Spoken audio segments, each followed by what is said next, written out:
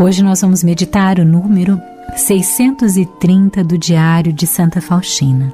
Ela escreve: Então vi a meu lado um dos 7 espíritos, radiante como anteriormente, sob uma forma luminosa.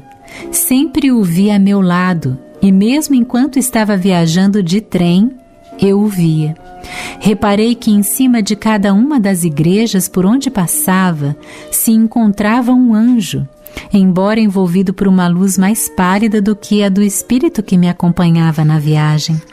E cada um dos espíritos que cuidavam dos santuários inclinava-se diante desse espírito que estava a meu lado. Quando atravessei o portão do convento em Varsóvia, esse espírito desapareceu. Agradeci a Deus por sua bondade, por nos dar anjos por companheiros.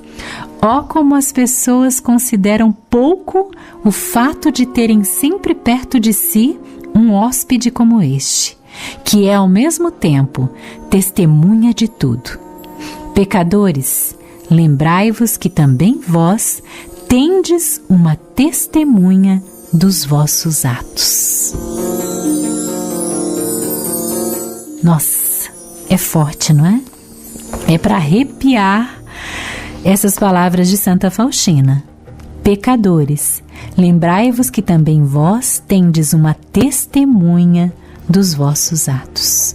Ou seja, nós sabemos que no final dos tempos, no nosso encontro com o Senhor definitivo, quando teremos que prestar contas a Deus, nós esquecemos muitas vezes que nós teremos essa testemunha de todos os nossos atos, que é o nosso anjo da guarda.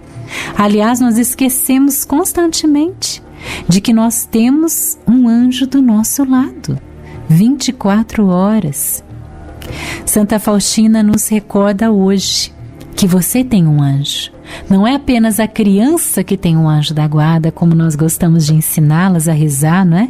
E se você não ensina seu filho, seu sobrinho, seu afilhado a rezar a oração do Santo Anjo, por favor, comece hoje a ensiná-lo a rezar. Eu ensino os meus filhos a rezarem todos os dias, de manhã, à noite, ao dormir. Santo anjo do Senhor, meu zeloso guardador, se a ti me confiou a piedade divina, sempre me rege, me guarde, me governe, me ilumine.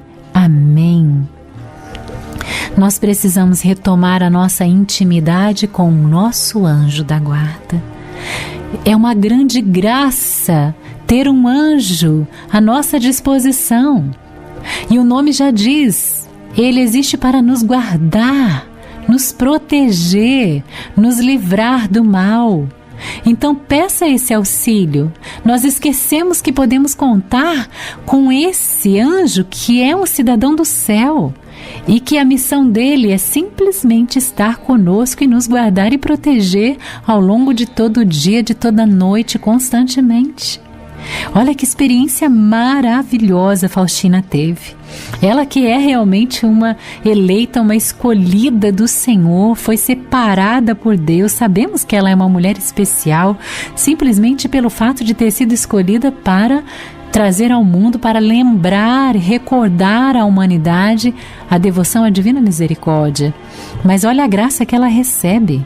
Ela viu ao seu lado um dos 7 espíritos. E nós sabemos que esses 7 espíritos são aqueles que assistem diante de Deus. Ou seja, Deus enviou para guardá-la naquela viagem que ela fez. Vi ao meu lado um dos 7 espíritos, radiante como anteriormente, sob uma forma luminosa. Gente, imagine que graça poder contemplar esse anjo, esse espírito. Sempre o via a meu lado e mesmo enquanto estava viajando de trem, eu o via.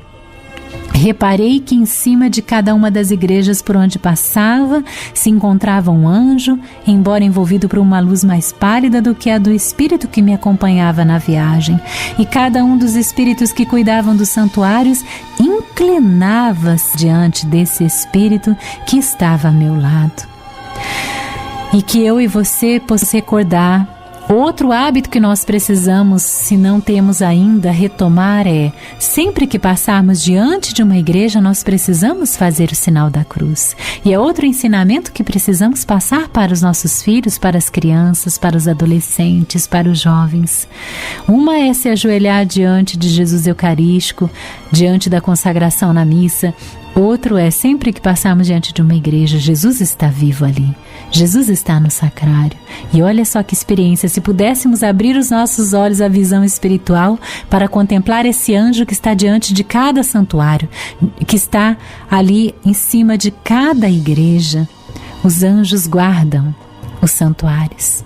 E nós sabemos que cada nação também tem o seu anjo. Peça que os anjos guardem a sua cidade. Peça que os anjos guardem o seu bairro. Você mora em um lugar perigoso, você vai sair para um trajeto. Faustina estava numa viagem de trem, e aquele espírito estava ali com ela constantemente, e ela testemunha: quando atravessei o portão do convento em Varsóvia, esse espírito desapareceu. Eu lembro que assim, quando eu fui mandada para a missão do Rio de Janeiro, nova ainda na comunidade, esse ano eu completo 18 anos de consagração, de entrega aqui dentro da comunidade Canção Nova. E lá nos inícios, quando eu fui ainda mandada para o Rio de Janeiro, hoje o Rio é violento, mas naquela época ele já era também, não é? Então eu precisava andar um bom pedaço, não é? A pé. E eu precisava ali no centro, né, do Rio, na Avenida Brasil, um dos lugares mais movimentados, mas também um dos lugares mais perigosos. Para pegar o metrô, eu precisava sair do santuário da Igreja de Santana, o santuário de adoração perpétua, onde ficava ali a rádio, onde ficava o nosso ambiente de trabalho, para ir até o metrô. E eu andava então esse pedaço a pé. E eu sempre saía rezando, pedindo ao meu anjo da guarda que me guardasse, protegesse durante a ida, a permanência e a volta. E rezava ao arcanjo Miguel, não é? São Miguel Arcanjo, defendei-me no combate. E clamava o sangue de Jesus sobre mim, para que o sangue de Jesus me tornasse invisível aos olhos do inimigo. E assim foi.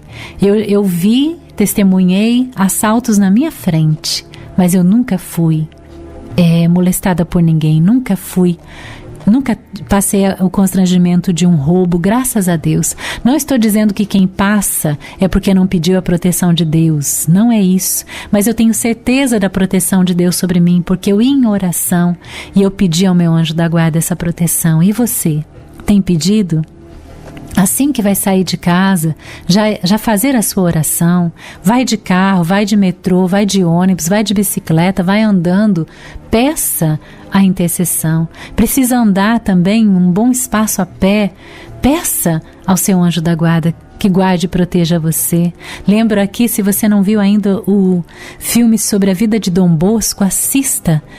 Esses dias eu retomei, assisti novamente com meus filhos, especialmente o Juan Diego, de 5 anos, que eu queria que ele conhecesse, não é?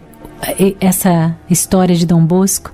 E tem um momento em que alguns inimigos de Dom Bosco, pessoas envolvidas com política, que viam que Dom Bosco, porque estava retirando ali a mão de obra naquela época, né, em que as indústrias pegavam ainda adolescentes para trabalhar, jovens, em que as pessoas brigavam nas ruas, até se matavam por causa de uma vaga de emprego.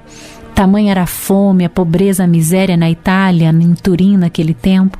Então ele pegava aquelas crianças, aqueles rapazes, aqueles jovens, para tirá-los ali daquele trabalho, muitas vezes que esgotava, né, que tirava as forças daquelas crianças, para que eles tivessem recreação, para que ensinasse eles a oração, para que ensinasse a palavra de Deus, catequizasse aqueles jovens, aqueles adolescentes, e dava também o alimento para eles que eles precisavam. Então muitos da política não estavam gostando daquele trabalho que ele estava fazendo e ameaçavam ele até mesmo de tirar a vida de Dom Bosco.